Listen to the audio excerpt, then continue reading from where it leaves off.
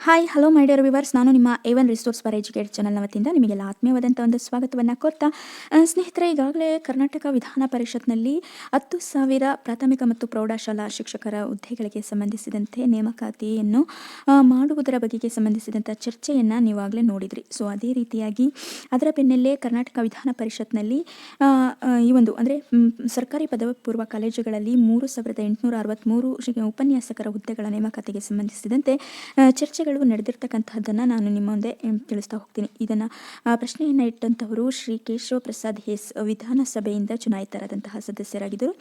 ಅದೇ ರೀತಿಯಾಗಿ ಇದನ್ನು ಉತ್ತರಿಸುವಂತಹ ಒಂದು ಸಚಿವರು ಶಾಲಾ ಶಿಕ್ಷಣ ಮತ್ತು ಸಾಕ್ಷರತಾ ಇಲಾಖಾ ಸಚಿವರು ಮೀನ್ಸ್ ಮಧು ಬಂಗಾರಪ್ಪರವರು ಆಗಿದ್ದರು. ಸೊ ಇವರು 15/7/2024 ಉತ್ತರಿಸಿರುವಂತಹ ಒಂದು ದಿನಾಂಕ ಆಗಿದೆ ಅಂತ ಹೇಳ್ಬೋದು. ಪ್ರಶ್ನೆಗಳು ಹೀಗಿವೆ: ರಾಜ್ಯದ ಪದವಿ ಪೂರ್ವ ಕಾಲೇಜುಗಳಲ್ಲಿ ಉಪನ್ಯಾಸಕರ ಹಾಗೂ ಮೂಲಭೂತ ಸೌಕರ್ಯಗಳ ಕೊರತೆ ಇರುವುದು ಸರ್ಕಾರದ ಗಮನಕ್ಕೆ ಬಂದಿದೆಯೇ ಅಂತ ಹೇಳಿ ಕೇಳಲಾಗಿದೆ. ಸೊ ಅದಕ್ಕೆ ನಮ್ಮ ಮಧು ಬಂಗಾರಪ್ಪನವರು ಹೌದು ಅಂತ ಹೇಳಿದ್ದಾರೆ. ರಾಜ್ಯದಲ್ಲಿ ಉಪನ್ಯಾಸಕರ ಕೊರತೆ ಇರುವ ಪದವಿ ಪೂರ್ವ ಕಾಲೇಜುಗಳ ಸಂಖ್ಯೆ ಎಷ್ಟು, ಕಾಲೇಜುವಾರು ವಿವರ ಒದಗಿಸುವುದು ಅಂತ ಹೇಳಿ ಕೇಳಲಾಗಿದೆ. ಸೊ ಅದಕ್ಕೆ ರಾಜ್ಯದ ಉಪನ್ಯಾಸಕರ ಕೊರತೆ ಖಾಲಿ ಇರುವ ಪದವಿ ಪೂರ್ವ ಕಾಲೇಜುಗಳ ಸಂಖ್ಯೆ ಸುಮಾರು 4,259 ಕಾಲೇಜುವಾರು ವಿವರಗಳನ್ನು ಅನುಬಂಧ 1ರಲ್ಲಿ ಸಲ್ಲಿಸಿದೆ ಅಂತ ಹೇಳಿ ನಮ್ಮ ಮಧು ಬಂಗಾರಪ್ಪನವರು ಆನ್ಸರ್ ಮಾಡಿರೋದನ್ನ ನೋಡಬಹುದು. ಅದೇ ರೀತಿಯಾಗಿ ಪದವಿ ಪೂರ್ವ ಕಾಲೇಜುಗಳಲ್ಲಿ ಕೊರತೆ ಇರುವ ಉಪನ್ಯಾಸಕರ ಸಂಖ್ಯೆ ಎಷ್ಟು, ಕೊರತೆ ಇರುವ ಉಪನ್ಯಾಸಕರನ್ನ ನೇಮಿಸಲು ಸರ್ಕಾರ ಕೈಗೊಂಡ ಕ್ರಮಗಳೇನು ಅಂತ ಹೇಳಿ ಅಂದರೆ ವಿಷಯವಾರು ವಿವರವನ್ನು ಒದಗಿಸುವುದು ಅಂತ ಹೇಳಿ ಕೇಳಲಾಗಿದೆ. ಸೊ ಅದಕ್ಕೆ ಸರ್ಕಾರಿ ಪದವಿ ಪೂರ್ವ ಕಾಲೇಜುಗಳಲ್ಲಿ ಕೊರತೆ ಇರುವ ಅಥವಾ ಖಾಲಿ ಇರುವ ಉಪನ್ಯಾಸಕರ ಸಂಖ್ಯೆ ಸುಮಾರು 4,259. ಶಾಲಾ ಶಿಕ್ಷಣ ಇಲಾಖೆಯ ಸರ್ಕಾರಿ ಪದವಿ ಪೂರ್ವ ಕಾಲೇಜುಗಳಲ್ಲಿ ಕೊರತೆ ಅಥವಾ ಖಾಲಿ ಇರುವ ವಿವಿಧ ವಿಷಯಗಳ ನೇರ ನೇಮಕಾತಿ ಕೋಟಾದ ಹುದ್ದೆಗಳ ಪೈಕಿ ಒಟ್ಟು 814 ಉಪನ್ಯಾಸಕರ ಹುದ್ದೆಗಳನ್ನು ಭರ್ತಿ ಮಾಡಲು ಸರ್ಕಾರದ ಅನುಮತಿಯನ್ನು ನೀಡಲಾಗಿದೆ.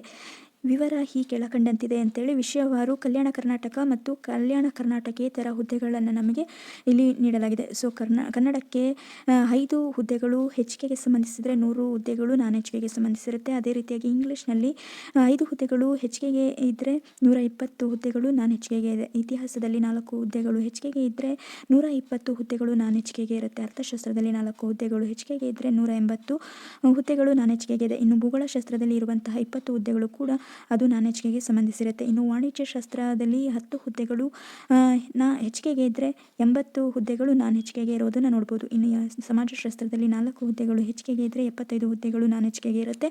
ರಾಜ್ಯಶಾಸ್ತ್ರದಲ್ಲಿ 4 ಹುದ್ದೆಗಳು ಹೆಚ್ಚಿಗೆಗೆ ಇದ್ದರೆ 75 ಹುದ್ದೆಗಳು ನಾನ್ ಹೆಚ್ಚಿಗೆಗೆ ಇದೆ. ಅದೇ ರೀತಿಯಾಗಿ ಮನಃಶಾಸ್ತ್ರದಲ್ಲಿ ಮತ್ತು ಗಣಕ ವಿಜ್ಞಾನದಲ್ಲಿ ಹೆಚ್ಚಿಗೆಗೆ ಯಾವುದೇ ರೀತಿ ಹುದ್ದೆಗಳಿಲ್ಲ. ಮನಃಶಾಸ್ತ್ರದಲ್ಲಿ ಇರತಕ್ಕಂತಹ 2 ಹುದ್ದೆಗಳು ನಾನ್ ಹೆಚ್ಚಿಗೆಗೆ ಸಂಬಂಧಿಸಿರುತ್ತೆ. ಗಣಕ ವಿಜ್ಞಾನದಲ್ಲೂ ಕೂಡ ಇರುವಂತಹ 6 ಹುದ್ದೆಗಳು ಕೂಡ ನಾನ್ ಹೆಚ್ಚಿಗೆಗೆ ಸಂಬಂಧಿಸಿರುತ್ತೆ. ಒಟ್ಟು ಹೆಚ್ಚಿಗೆಗೆ 36 ಹುದ್ದೆಗಳು ಮೀಸಲಾಗಿದ್ದರೆ ನಾನ್ ಹೆಚ್ಚಿಗೆಗೆ 778 ಹುದ್ದೆಗಳು ಮೀಸಲಾಗಿರೋದನ್ನು ನಾವು ನೋಡಬಹುದಾಗಿರುತ್ತೆ ಅಂತ ಹೇಳ್ಬೋದು ಸ್ನೇಹಿತರೆ. ಆದರೆ ಸರ್ಕಾರಿ ಪದವಿ ಪೂರ್ವ ಕಾಲೇಜುಗಳಲ್ಲಿ ಖಾಲಿ ಇರುವ ವಿವಿಧ ವಿಷಯಗಳ ಉಪನ್ಯಾಸಕರ ಹುದ್ದೆಗಳ ನೇರ ನೇಮಕಾತಿಯಲ್ಲಿ ಮೀಸಲಾತಿ ಬಿಂದುಗಳಿಗೆ ಸಂಬಂಧಿಸಿದಂತೆ ನಿರ್ದೇಶನಾಲಯದಿಂದ ಮಾರ್ಗದರ್ಶನ ಕೋರಿ ಪ್ರಸ್ತಾವನೆ ಸಲ್ಲಿಸಿದ್ದು, ಈ ಸಂಬಂಧ ಸಿಬ್ಬಂದಿ ಮತ್ತು ಆಡಳಿತ ಸುಧಾರಣಾ ಇಲಾಖೆಯೊಂದಿಗೆ ಸಮಾಲೋಚಿಸಲಾಗುತ್ತಿದ್ದು ಪ್ರಸ್ತಾವನೆ ಪರಿಶೀಲನೆಯಲ್ಲಿದೆ ಅಂತ ಹೇಳಿರೋದನ್ನು ನೋಡಬಹುದು.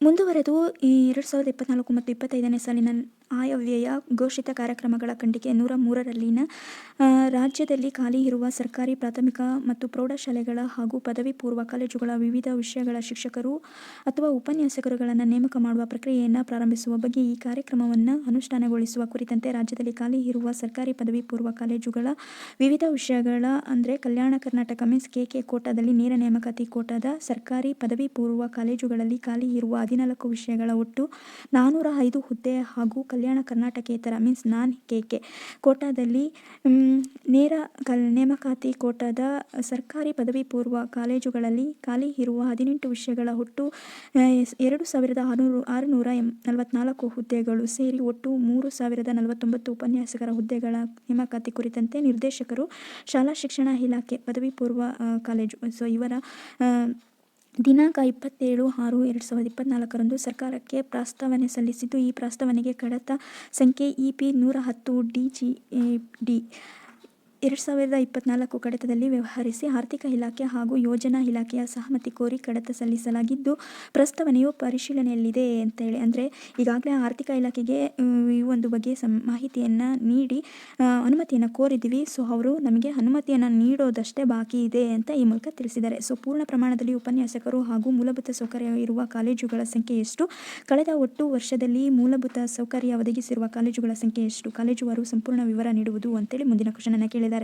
ಸೊ ಪೂರ್ಣ ಪ್ರಮಾಣದಲ್ಲಿ ಉಪನ್ಯಾಸಕರು ಇರುವಂತಹ ಕಾಲೇಜುಗಳ ಸಂಖ್ಯೆ 122 ಅನುಬಂಧ 2ರಲ್ಲಿ ಕೊಡಲಾಗಿದೆ ಅಂತ ಈ ಮೂಲಕ ತಿಳಿಸಿದ್ದಾರೆ ಸ್ನೇಹಿತರೆ. ಸೊ ಈ ಎಲ್ಲ ಅಂಶಗಳನ್ನು ತಿಳಿಸಿ ಮಧು ಬಂಗಾರಪ್ಪನವರು ಶಾಲಾ ಶಿಕ್ಷಣ ಮತ್ತು ಸಾಕ್ಷರತಾ ಇಲಾಖಾ ಸಚಿವರು ಸಹಿ ಮಾಡಿರೋದನ್ನು ಕೂಡ ನಾವು ಈ ಮೂಲಕ ನೋಡ್ಬೋದಾಗಿರುತ್ತೆ.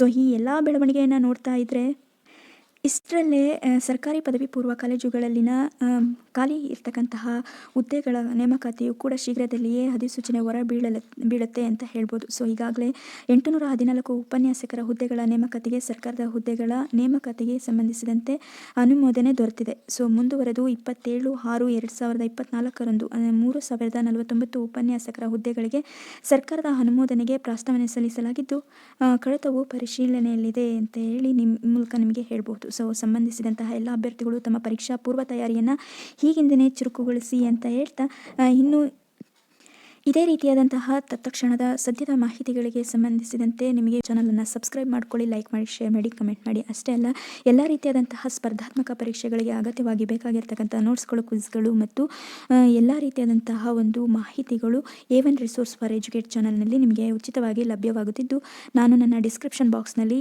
ನನ್ನ ಒಂದು ಚಾನಲ್ನ ಅಡ್ರೆಸ್ಸನ್ನು ಶೇರ್ ಮಾಡಿರ್ತೀನಿ. ಸೊ ನೀವು ಅಲ್ಲಿ ವಿಸಿಟ್ ಮಾಡೋದ್ರ ಮೂಲಕ ನನ್ನ ಚಾನಲ್ನ ಉಚಿತ ಸಬ್ಸ್ಕ್ರೈಬರ್ಸ್ ಆಗಬಹುದು ಅಂತ ಹೇಳ್ತಾ, ಥ್ಯಾಂಕ್ಸ್ ಫಾರ್ ವಾಚಿಂಗ್.